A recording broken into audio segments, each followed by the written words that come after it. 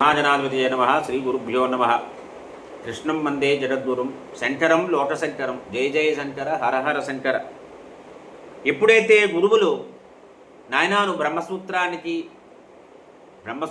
భాష్యం రాయాలి, కాశీక్షేత్రానికి చేరుకోవాలి, విశ్వనాథుని అనుగ్రహం పొందాలి అని చెప్పి ఆదేశించారో, శంకరులు అక్కడి నుంచి పవిత్రమైనటువంటి గంగా నది ప్రవహించేటువంటి అవిముక్త వారాణసి క్షేత్రాన్ని చేరుకున్నారు. కాశీలో శంకరులు ఇప్పుడు అక్కడ సర్వదేవతల్ని తృప్తిపరుస్తూ ఉండేటువంటి ఈ కాశీక్షేత్రాన్ని చూశారు. మదానంద పదార్థ శంకరుడు కాశీక్షేత్రాన్ని చూడగానే ఈ ఆనంద కాననిది ఆనందవనం మహాశ్మశానము అవిముక్త వారాణసి క్షేత్రాన్ని చూడగానే శంకరులు పులకరించిపోయారట.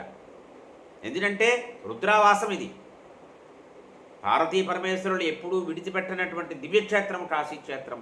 ఆ కాశీక్షేత్రం రాగానే మహదానందం పొందేట శంకరులు. ఈ కాశీక్షేత్రము సాధువులకి, సన్యాసులకి, సత్పురుషులకి, పండితులకి పుట్టినిల్లు ఇది. ఎంతోమంది సన్యాసులందరూ ఇక్కడ నివసిస్తున్నారు. అప్పుడు సర్వ విద్యా పీఠాలన్నీ ఉన్నాయి కాశీక్షేత్రంలో. మన ఆధ్యాత్మిక రాజధాని కాశీనగరం, మన ఆర్ష విద్యా రాజధాని కాశీనగరం, సకల శాస్త్రాలకి ఆలవాలం కాశీక్షేత్రం, కవి పండితులకి నిలయము కాశీక్షేత్రం, విద్వద్వరేణ్యులకి, విద్వాంసులకి, శాస్త్రజ్ఞులకి నిలయము కాశీక్షేత్రం అని అప్పుడు ఒక సాంప్రదాయం ఉండేది. కాశీక్షేత్రంలో ఎవరైతే గెలుపు పొందుతారో పండితుడు, అతడి మాత్రమే పండితుడుగా జగత్తంతా కూడా గుర్తిస్తూ ఉండేది. అటువంటి వాడు కాశీ వచ్చి కాశీలో ఉన్నటువంటి వారిని తన సిద్ధాంతాన్ని అంగీకరించే విధంగా చేసుకోగలిగితే అటువంటి వాడికి ఇక జగత్తులో ఎక్కడైనా సరే ఇబ్బంది ఉండదు అని అంటూ ఉంటారు.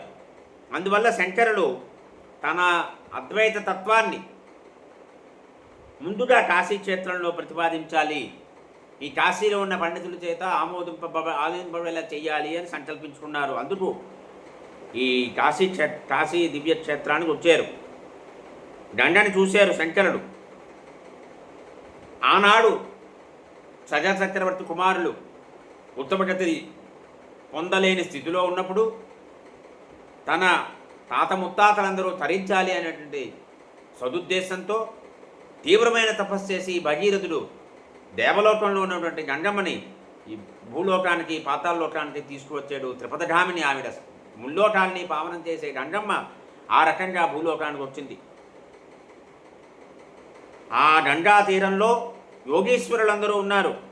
వారి ఆశ్రమాలు నిర్మించుకొని అనుష్ఠానాలు చేసుకుంటున్నారు. అవన్నీ చూశారు శంకరుడు. ఏదైతే బ్రహ్మగారు విష్ణు పాదాలని కడిగారో ఆ గంగ, ఏ గంగ అయితే శంకరుడు యొక్క జటాజూటంలో ఉందో, ఆ జటాజూటం నుంచి విడిపడిందో ఆ గంగని చూశారు శంకరులు. క్రమక్రమంగా హిమాలయాలకు వచ్చింది, హిమాలయం నుంచి భూభాగంలో ప్రవేశించింది. ఆ తద్వారా ప్రవహిస్తూ కాశీక్షేత్రంలో వచ్చింది. కాశీక్షేత్రంలో గంగ ఎంత స్వచ్ఛంగా ఉన్నదో ఇంకెక్కడ అంత స్వచ్ఛత లేదు అని గమనించారు శంకరులు. ఇవాళ మనము కాలుష్యం చేసి కాశీలో ఉన్న గంగని ఈ రకంగా తయారు చేసుకున్నాం, దానికి బాధ్యులం మనమే. అటువంటి గంగానదిని చూశారు శంకరులు. చూసి ఆ గంగమ్మని స్తుతి చేశారు, పలు విధాలుగా స్తుతి చేశారు శంకరులు. ఎందువల్లంటే సకల ప్రాణుల యొక్క పాపాన్ని తాపాన్ని పోగొట్టేటువంటి మహిమోపేతమైనటువంటి తల్లి గంగమ్మ. ఆ గంగని దర్శనం చేసుకొని ఆ గంగని స్తుతి చేశారు శంకరులు. ఇక అక్కడ వారు చూసేట ఒక స్త్రీ గానం చేస్తూ వెళ్తుందిట, నృత్యం చేస్తూ వెళ్తుందిట, చక్కగా అభినయం చేసుకుంటుందిట. ఆ రకంగా ఉందిట గంగ. అంటే ఒక నృత్యం చేస్తున్న స్త్రీ, గానం చేస్తున్నటువంటి స్త్రీ, ఆలింగనం చేస్తున్నటువంటి స్త్రీ ఎలా ఉంటుందో ఆ రకంగా దర్శనం ఇచ్చిందిట గంగమ్మ శంకరుడికి. అంటే దేవతా స్త్రీలందరూ కూడా జలకాలు ఆడుతున్నారు అక్కడ. దేవకాంతలందరూ జలకాలు ఆడుతున్న దృశ్యం చూశారు శంకరుడు. ఇక్కడ శంకరుడు కూడా అక్కడ విధానంగా గంగా ప్రవాహంలో స్నానం చేశారు. గంగా స్నానం చేసిన తర్వాత శంకరులు ధన్యులుగా తలుచున్నారట. ఈనాడు గంగా స్నానం చేసి నేను ధన్యత పొందాను అని శంకరులు అంటున్నారట. చూడండి, శంకరులు లాంటి వారు ఆ రకంగా భావిస్తే ఇక మనం ఎంత దివ్యమైనటువంటి భావన, భక్తి భావన మనసులో పెట్టుకోవాలో ఆలోచించండి. గంగా స్నానం చేసేట చేసిన తర్వాత విశ్వేశ్వరుడు యొక్క పాదపద్మాలని అనుదినము కూడా విష్ణుమూర్తి ఇత్యాది దేవతలందరూ కూడా పూజిస్తూ ఉంటారట. అటువంటి కాశీక్షేత్రంలో వ్రతనిష్టతో శంకరాచార్య స్వామి వారు కొంతకాలం నివసించి విశ్వేశ్వరుని సేవించుకున్నారు. వారు సాక్షాత్తు పరమశివుడు, వారు సర్వజ్ఞులు అయినప్పటికీ యతీశ్వరులు అయినప్పటికీ కూడా గురుభక్తి, గురు పూజ, గురు ఆరాధన, దేవతల